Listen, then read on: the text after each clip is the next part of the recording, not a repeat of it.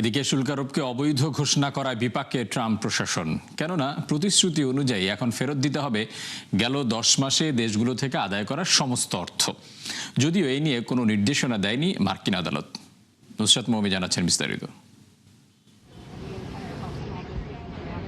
ট্রাম্পের শুল্কারোপকে অবৈধ বলে রায় দিয়েছেন যুক্তরাষ্ট্রের সর্বোচ্চ আদালত, যেখানে বলা হয় কয়েক দশকের পুরনো ইন্টারন্যাশনাল ইমার্জেন্সি ইকোনমিক পাওয়ার অ্যাক্ট ব্যবহার করে কর আরোপ করেন ট্রাম্প।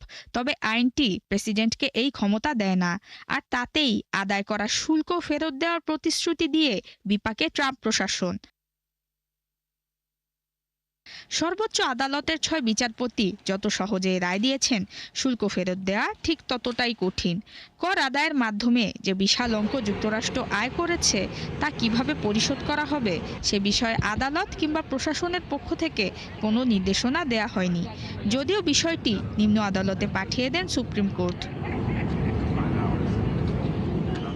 এরই মধ্যে অর্থ ফেরতের জন্য 1000-এরও বেশি মামলা করেছেন আমদানিকারকরা।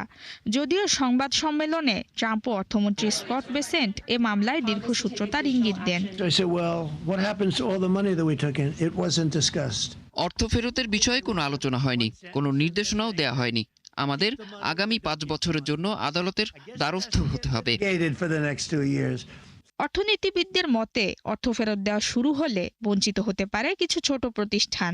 এ প্রক্রিয়া শুরু হলে শুল্ক পরিশোধকারী ও আমদানিকারকের চুক্তির উপর নির্ভর করবে অর্থ ফেরত পাবে কোন কোন প্রতিষ্ঠান, যেখানে তৈরি হতে পারে আইনি বিরোধ।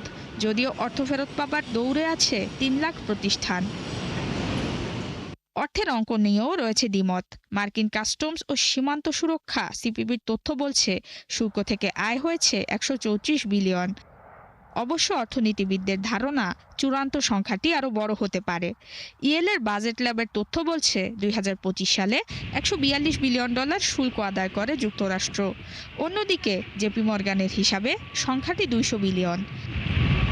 সর্বোচ্চ আদালতে শুল্ক অবৈধ ঘোষণায় অসন্তোষ প্রকাশ করেন ডোনাল্ড ট্রাম্প, যদিও পরে এক নতুন আইনের মাধ্যমে পণ্য আমদানিতে 10% শুল্ক আরোপ করেন মার্কিন প্রেসিডেন্ট। নুসরাত মৌমি, 71।